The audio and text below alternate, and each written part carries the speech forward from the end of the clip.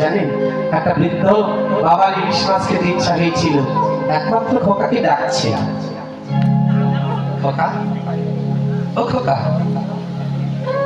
বাজার থেকে একটা ইলিশ মাছ আনিস না বা। ছেলেটা বাজার থেকে ইলিশ মাছ এনেছে, বৌমা রান্ধন করছে, বৌমাকে গিয়ে বলছে, মা মাছের মাথাটা একটু আমায় দিস না রে।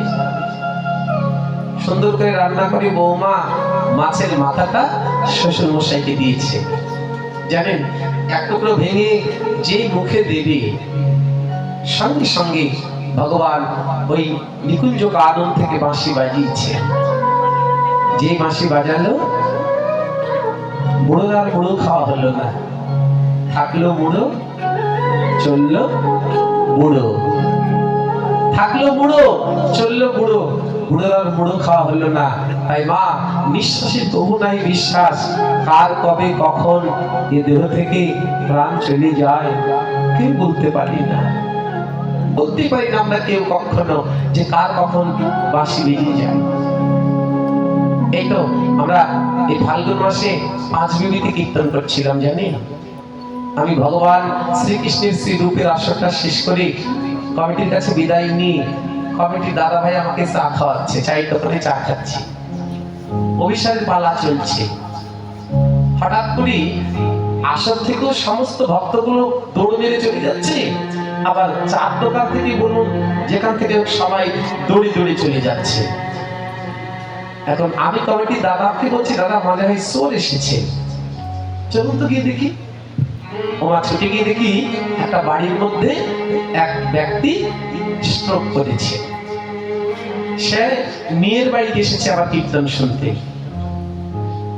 রূপের আসরটা পুরো শুনেছে, শুনে প্রসাদ পেয়ে অভিসারের কিছু অংশ শুনে বুকের মধ্যে যেন কেমন করছে, নিজেকে বলছে যে একটু রেস্ট নিয়ে মেয়ের বাড়িতে এসেছে। আসা মাত্রই চরম স্ট্রোক, একদম স্ট্রোক হলো। আমি গিয়ে দেখি কখন জ্ঞান আছে, কেউ হাত ধরছে। তাই সেই ব্যক্তিটা স্ট্রোক করাও সারা, একদম মারাও সারা।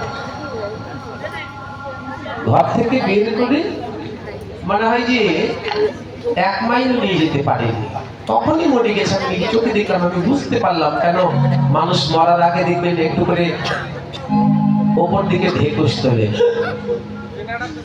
এইরকম হয়, হেসকে ওঠে। আমি দেখলাম, নিজে চোখে দেখলাম যে বাঁশি যদি বেজে যায় থাকা সম্ভব না, থাকতে পারবেন না। লক্ষ টাকা থাকা সত্ত্বেও আপনি থাকতে পারবেন না। রশি দিয়ে আপনাকে বেঁধে বাঁধা যাবে না, ছেলে মেয়ে স্ত্রী পুত্র পরিজন আপনাকে ধরে রাখবে, তথাপি ধরে রাখতে পারবে না। তার নিঃশ্বাসে তবু নাহি বিশ্বাস। তাই রবীন্দ্রের বাঁশি শুনে প্রত্যেক গোপীরা যে যার মতন চলবে। এবার চলে যাচ্ছে কিভাবে, ফসল বসন রসন জেনে, ফসল বসন রসন জেনে,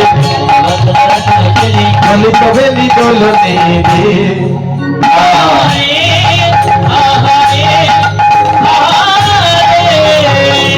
বসন ভূষণ খোলে পাবে, সম্মানন গান নাহে, বসন ভূষণ খোলে পাবে। কোন গোপী এক হাতে কঙ্কন, কেউ এক কর্ণে দুল, কেউ এক পাই উপর করে চলে যাচ্ছে। ওই ছাদ মিলিল বকুল চাঁদ, আর ওই ছাদ মিলিল বকুল চাঁদ, ওই ছাদ মিলিল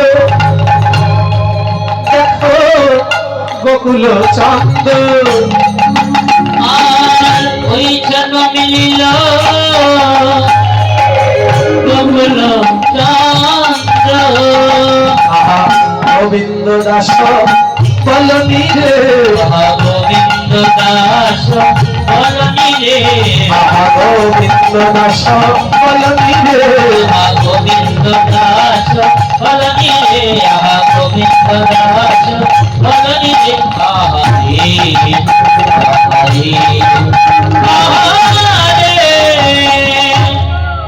কোন গোপী পতি শনে ছিল শয়নে,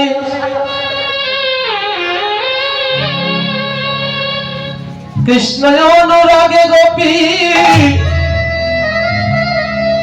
চলিল বনে।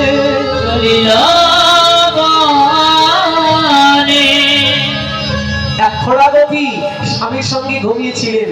ও এরা যে খোড়া গোপী স্বামীর সঙ্গে ঘুমিয়েছিলেন, ভগবান বাঁশিতে টান ধরেছে, স্বামীর শয্যা ত্যাগ করে খোড়া গোপী বনে চলে যাচ্ছে। স্বামী ছুটে গিয়ে বলছে, গোপী দাদা, এই দাদা, এত রাত্রে তোমরা চললে কোথায়? কোথায় চলেছ? খোড়া গোপী তখন ডেকে ডেকে বলছে, পতি, আমি জগৎপতির কাছে যাব। জগৎপতি মানে ভগবান, ঈশ্বর, প্রভু। তুই ভগবানের কাছে যাচ্ছিস? ভগবান তোকে ডাকছে? হতচ্ছাড়ি, পাপাচারী, ব্যভিচারী, দুরাচারী তুই। রাত্রেবেলা একটা নারী যদি স্বামীকে রেখে চলে যায়, নিশ্চয়ই সে নারী ভালো নারী নয়, অন্য পুরুষের সঙ্গে সে দেখা করতে যায়। তুই যাচ্ছিস অন্য পুরুষের সঙ্গ করতে, তাই না?